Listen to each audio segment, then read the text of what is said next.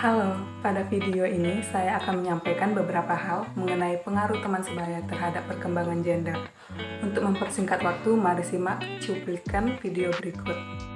Untuk mengetahui beberapa hal mengenai pengaruh teman sebaya terhadap perkembangan gender, kita harus tahu dulu apa itu teman sebaya dan apa itu gender. Nah, pembahasan yang pertama saya akan menjelaskan mengenai teman sebaya.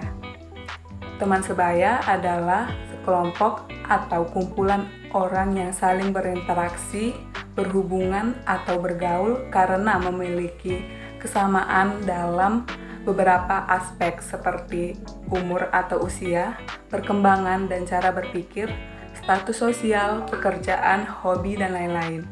Teman sebaya merupakan bentuk pergaulan yang dilandasi kenyamanan berinteraksi dan berkomunikasi, mulai dari masalah pribadi, pengalaman, ataupun hobi.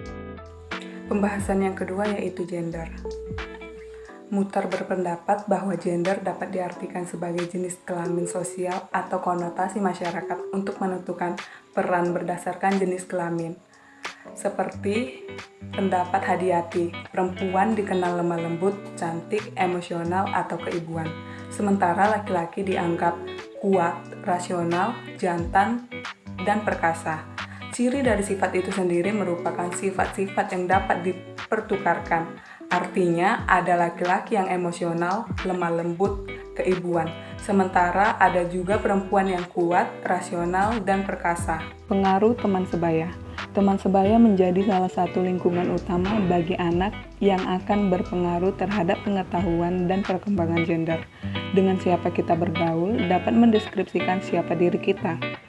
Gary dan George Club berpendapat bahwa pada umumnya anak-anak memiliki kecenderungan bermain dengan anak yang berjenis kelamin sama. Segregasi gender, di mana anak cenderung memilih untuk dekat dan bersosialisasi dengan anak lainnya yang berjenis kelamin sama berdasarkan identifikasi terhadap diri sendiri dan terhadap anak lainnya.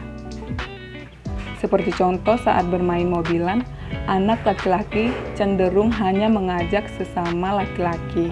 Begitu juga dengan anak perempuan yang hanya mengajak teman sesama perempuan untuk bermain. Contoh pengaruh teman sebaya terhadap perkembangan gender yang menyebabkan adanya ketidakadilan gender, yaitu ketika seseorang suka bergaul dan berteman dengan teman-teman lawan jenisnya. Kemudian ketika ada seseorang yang memiliki orientasi seksual yang berbeda atau tidak umum. Sebelumnya makasih ya Mbak sudah nyempetin waktu untuk mau diwawancara. Jadi kan beberapa orang berpendapat kalau kita itu cuma mau berteman dengan yang sesama jenis kita nih. Misalnya kayak anak cowok cuma mau berteman dengan anak cowok. Nah, menurut kamu sendiri itu wajar nggak sih atau gimana, atau punya pendapat yang lain? Oke. Kalau dari aku sendiri sih terserah dari masing-masing anaknya ya. Kan beberapa juga teman kumpulnya itu yang memang cowok sama cowok, cewek sama cewek, ada juga yang kumpulnya itu cowok sama cewek. Itu kan merubah aja sih. Terserah mereka mau kumpul sama siapa. Itu mereka kumpul kan tidak cuma hanya kumpul, pasti mereka juga entah berbagi cerita ataupun berbagi situasi kondisi dan sebagainya. Itu terserah mereka juga sih. Yang aku tahu nih, kamu kan punya circle atau ruang lingkup pertemanan cewek yang cukup banyak ya. Terus aku mau nanya, ada nggak sih perbedaan ruang lingkup pertemanan cewek atau cowok? Oke, kalau dikatakan perbedaan sih enggak ya, sama aja. Cuma tergantung dari konteks yang dibahas waktu pertemanan itu. Biasanya kan ya lumrah lah cewek, pasti pembahasannya mungkin kalau nggak cowok ya mungkin kehidupan dia. Kalau cowok biasanya kan entah itu bahas tentang game atau enggak gitu ya, pokoknya yang dibahas cowok itu lebih random daripada yang cewek. Kalau cewek itu kebanyakan ya bahas tentang apa sih, skincare atau enggak gitu, tentang hubungan dia, hubungan mereka. Terus kalau perbedaan sih mungkin cuma perbedaan konteks bahasa sama konteks pembicaraan yang mereka bahas. Kalau cowok ya jelas mereka nggak bakal ngulik tentang kehidupan privasi mereka, tapi kalau cewek kadang mereka membahas tentang privasi mereka. Terus kadang juga mereka saling berbagi cerita. Jadi ya dari kedua perbedaan itu kadang aku juga dapat belajar juga. Oh ternyata gini loh kumpulannya anak cowok, gini loh kumpulannya anak cewek. Terus kadang juga dari aku sendiri kan, aku kan anaknya humble ya, terutama sama cewek-cewek. Aku juga gak pilih-pilih teman. Jadi kalau aku lagi kumpul sama cewek tuh kadang itu aku juga dapat belajar, oh ternyata pengalaman mereka tuh kayak gini loh, cerita hubungan mereka kayak gini. Terus kalau mereka menghadapi masalah tentang percintaan atau masalah hubungan teman dan sebagainya, mereka kayak gini loh kondisinya. Terus mereka itu berbagi ceritanya kayak gini loh. Jadi kayak gitu sih. Oke. Terus nih aku mau nanya lagi, karena kebanyakan orang mikir yang anak cowok harus berteman sama anak cowok doang, dan sebaliknya. Jadi kan orang yang menilai kita yang berteman dengan lawan jenis itu ada nggak sih keanehan? Kayak yang Nanas rasain sendiri itu gimana? Oke, udah jelas ya itu nanti jadinya ke stereotip ke orang-orang ya.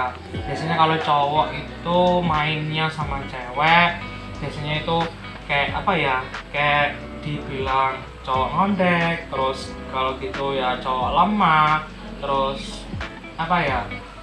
Kayak nggak sesuai sama gender dia kalau dia itu cowok gitu loh. Sebenarnya kan kalau temenan sama siapapun juga boleh kan, tergantung dari kitanya sendiri pinter-pinter milih entah itu cowok sama cewek. Toh kalau kita kumpul sama cowok terus, kalau kita nggak punya kesempatan nih kalau mau tertarik sama seseorang. Jadi ya kalau kita mau tertarik seseorang waktu kita kumpul, kita mau cari referensi, kita mau cari pengalaman atau enggak gitu belajar jalin hubungan, kan otomatis kita harus sama lawan jenis kan. Jadi ya pelabelan itu dari masyarakat ataupun dari teman sekitar ya udah, itu udah pasti sih. Tapi ya kalau dari aku sendiri nggak masalah selagi itu nggak ganggu privasi, nggak ganggu aktivitas aku sih. Jadi pendapat kakak dengan omongan orang-orang yang kayak mereka tuh ya udah biasa. Ya udah biasa aja. Mereka kan yang nilai, tapi mereka nggak tahu apa yang aku bahas, apa yang aku lakuin selama dari bangun tidur sampai tidur lagi, kan mereka nggak tahu gitu. Oke, aku punya pertanyaan yang terakhir nih. Menurut Nanas sendiri itu ada nggak sih pengaruh teman sebaya? Ini kan sistem pertemanan kita ini kan dengan yang sesama umur, dengan yang sebaya. Ada nggak sih pengaruh teman sebaya dengan perkembangan gender? Kalau pengaruh sih kayaknya jelas ya, terutama kalau cowok mainnya sama cewek. Jelas kan, cewek mulai pembahasannya kan mereka bahas tentang perawatan badan, perawatan wajah, terus juga hubungan pertemanan, hubungan percintaan juga. Otomatis kalau cowok ikut ke circle-nya cewek, otomatis mereka juga belajar tentang skincare, mereka belajar tentang hubungan pertemanan, belajar tentang hubungan asmara dan sebagainya. Otomatis apa yang disalurkan ke cewek, otomatis ketika sang cowok ikut gabung, dia juga ikut belajar. Dia kan juga ikut mencoba, oh gini loh rasanya pakai skincare, oh gini loh jalin pertemanan sama orang yang toksik sama yang enggak, oh gini loh jalin berhubungan asmara yang toksik sama enggak. Otomatis dia belajar. Jadi intinya menurut kakak kalau kita punya atau berteman dengan yang circle lawan jenis itu nambah wawasan pastinya kan, terus nambah pengalaman, jadinya kita tahu tentang pengalaman lawan jenis ini gitu. Setelah melihat penjelasan sebelumnya, kita juga perlu tahu langkah preventif, kuratif, dan juga promotif yang bisa kita lakukan mengenai isu pengaruh teman sebaya terhadap perkembangan gender. Langkah preventif yaitu mengubah pemikiran dengan cara mengedukasi bahwa tidak masalah jika bermain dengan lawan jenis. Lalu dalam proses mengedukasi, kita beri penjelasan yang logis dan juga mudah dipahami. Selanjutnya yaitu langkah kuratif. Beri permainan yang bisa dilakukan dengan lawan jenis kepada anak. Kemudian membiasakan diri pada anak untuk berinteraksi dengan lawan jenis. Selanjutnya ada langkah promotif. Kita bisa menjadi role model agar orang lain mengikuti perilaku yang kita lakukan seperti yang telah dilakukan oleh narasumber sebelumnya. Setelah mendengar beberapa hal yang telah disampaikan, saya berharap dapat menambah wawasan kalian dan terima kasih telah menonton. Sampai jumpa.